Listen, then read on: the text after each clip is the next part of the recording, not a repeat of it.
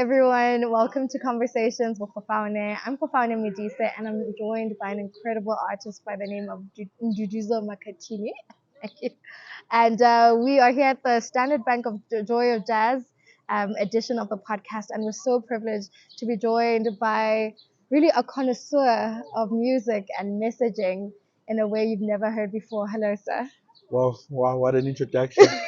It's really great to be here. It's an absolute honor. Yeah. And thanks for having me. I mean, I'm sure there's a lot of people who already know you, but I've always been fascinated as to how one describes himself. So when asked who is Nduduzo, who are you and what is it that you do? Well, Nduduzo Makhathini is from Emakongo in Pietermaritzburg, and I come from a tradition of healing practices that kind of cements uh, knowledges or technologies of sound. And I grew up in that space where there was a very intimate relationship between sound and the cosmos. And so, as a result, the ways in which we thought about songs and repertoires were underpinned by ritual ceremonies, in a sense that you don't sing a rain song if awubatli pula. Ah, So, in a sense, the song is really a result of being in the world, of being here, of being here now. And so I kind of hold these spiritual modalities or religiosities kind of intimately through curriculum. I went to study music, and of course, through curriculum, I was like kind of fighting against letting go of these things that matter so much. And that's been my journey. I'm a pianist, healer, decolonial scholar. I've always been in a university space and against the university, and trying to really push towards this idea of a pluriverse as opposed to this idea of one universal that is biased to Western hegemony. And in those moments, our knowledge systems become peripheral. So I'm all of those things, just trying to make sense of the everyday black technologies and black aesthetic while troubled by politics of post-coloniality and these modalities of refusing these entanglements, these violences that are caused to black bodies and black biography. absolutely brilliant. I think the interview is over because wow, Oh, that that's was great. amazing. But let's talk about. I don't think you can talk about jazz without talking about rhythm and the influence in which one's Africanness, especially Yeah. when you really delve into ethnicity and where you come from. And you talked about singing rain songs if you Yeah, want to conjure some sort of rain. sure. So what has, I guess, African rhythm, quote unquote, how has Yeah. that influenced the type of jazz that which you Well, make? yeah.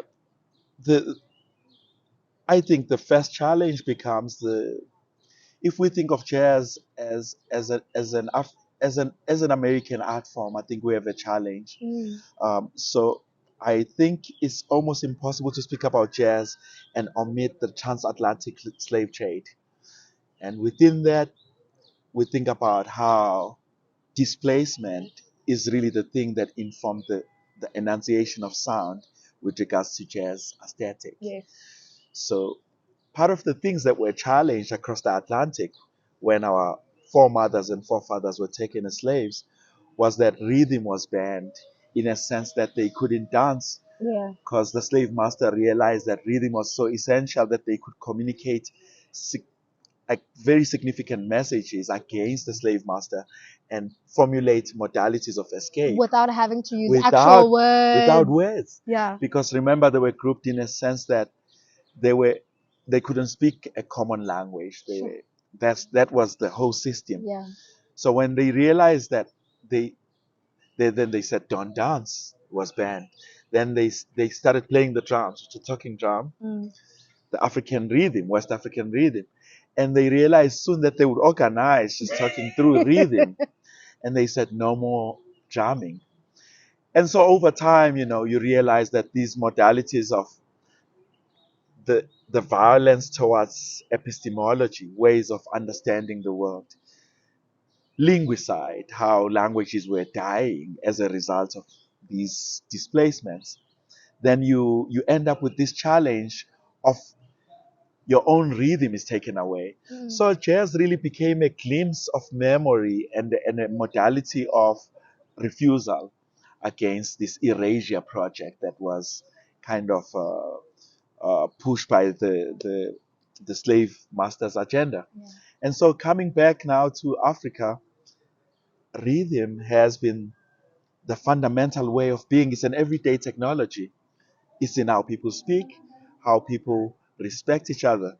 I mean, the notion of inhlonipho in isiZulu, Mm. uh, really anchored by the Shembe Church, this idea of inhlonipho is a kind of rhythm.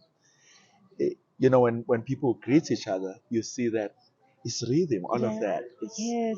so if we think about rhythm outside of ways of being, I think we're doing justice. Rhythm is just the everyday technology that our forefathers and foremothers left for us that liberates an African mind, that liberates an African sounds and Mm. music enunciations. Yeah, and still on the line of African jazz, you also can't separate it from political and societal issues, There we go. right? There we go. And so the influence as well, and I guess somewhat the friction that it may cause and the disruption as well that may not be easily understood, and it's how can a musical genre cause so much disruption within a society, within the political framework, more especially in South Africa? Yeah. Well, I guess all of that holds as like the syntax ideas that are kind of housed in the sound. So I see sound as this energy field that houses all of these societal problems. It creates space for all of that. And in South Africa, it's even more explicit when we think about the 60s, Sharpeville massacre, or we think about the 1976 Soweto uprising. There is a way in which that informed composition in a very, very, very deep sense. So it's not only a reflection of societal ills, but it's also a way of challenging. So, so jazz in this sense problematizes, it challenges, it theorizes. It is not only a backdrop, but a way to actually project solutions, Mm, to absolutely. societal. Yeah, Yeah. yeah. So that kind of relationship can never really be unlearned. It's just jazz came out as a condition where the black body was trying to find its own freedoms, and it would always be that Mm, way. absolutely. Yeah. There was a quote, actually, a friend of mine, he was studying at Harvard executive business school, and there was a statement that said, Oh sorry my about God. this beat. I don't know. Thokozan Makhehle, Thokozan. Okay. Thokozan. So there was a statement that was said at Harvard Business Executive Business School. It said, "Think like a jazz musician" or something like that, Yeah. or "Think like a jazz artist." Mhm. And I wondered, what does that mean, and what does that even mean Hmm. for someone It in the could mean, executive space? yeah, it could mean a lot of things. But I think fundamentally, jazz is informed by improvisation.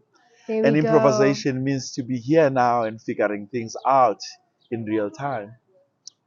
So that's one of the ways to think like a jazz musician, Right. to be here now and to be improvising your everyday life. Mm. Yeah. And in closing, what would you say is really your reason for being? Because for you, I'm realizing that just throughout our conversation and the research I've done about you, that jazz to you is not just a means of following one's passion or making money, but it's kind of like a life pursuit in purpose, sort of like it called you. Yeah, It yeah, was an yeah. alignment, a divine alignment of sorts. Yeah. Yeah. Well, I think that's true. I came to jazz by mistake entirely. I went to study music, not necessarily jazz. And of course, I would learn that I actually enrolled in a jazz program. I was like, okay, so what is this jazz? And of course, I was played many examples that I didn't like. I said, okay, if this is jazz, I really don't like it. Yeah. And this one time I was sitting in a music library and I found a John Coltrane album called A Love Supreme. And I just felt like I could dance to this album. And from that day, I said, if this is jazz, I really want to be a jazz musician. Essentially, I come to jazz really looking for space to co-create my own lived experiences. It allows me to say something about the world I want to see around me, but also it's central to my practice, yobungoma. Of course, in the Botswana, maybe they will say goma, which means truth, but it also means divination. It means prophetic practices. So there's a sense in which music is not really a standalone practice, whether it's jazz or anything. Music was to be in service of a much broader everyday practices and cosmology. So I think that's what jazz service is, a divination tool. It's about having a glimpse of what tomorrow looks like. Absolutely brilliant. Thank you so much. Magwande. So grateful. And Magwande. so I great. taught you a Zulu word today. Magwande. Magwande, Magwande. meaning abundance and abundance. Pula. Pula, Yeah, exactly. people say pula, let it rain. Let it rain. Uh-huh. And let it all rain on you. Thank you so much for joining us and see you next time.